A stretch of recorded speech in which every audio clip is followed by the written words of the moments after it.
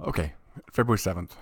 February 7th, Orville Babcock is indicted for his participation in the whiskey ring. Um, Babcock was President U.S. Grant's personal secretary, so close confidant of President Grant. And the whiskey ring was set up ever since the days of Lincoln. People would distill their own alcohol, and they were permitted to some extent to a certain level, but then there were federal taxes that had to be paid. Well, the whiskey ring was the distillers kind of banded together, started bribing federal officials, and then they could print and sell forged copies of these federal revenue stickers that they could put on their bottles. And then they were giving kickbacks. And so when Grant went to investigate this, the evidence came out that his personal secretary, Babcock, was actually involved in this process.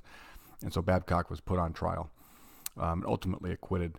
But this just kind of led to, in Grant's administration, his 2 terms, especially the second term, there was just a series of scandals. Even there was a Navy department was involved in the kickbacks. The Postal Department was involved in a scandal. The Interior Department was involved in a scandal.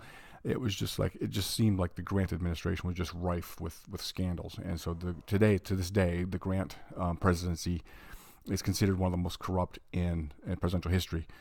There with Warren Harding, and in both cases, Grant and Harding were not personally implicated in any of the scandals, but it just became it was just the people they were putting in charge of the various cabinet positions were either they weren't being monitored or they were just running amok, and they were creating all these problems for the president.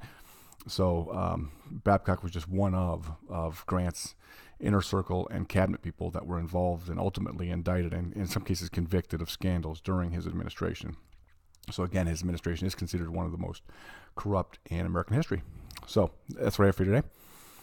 I will see you tomorrow.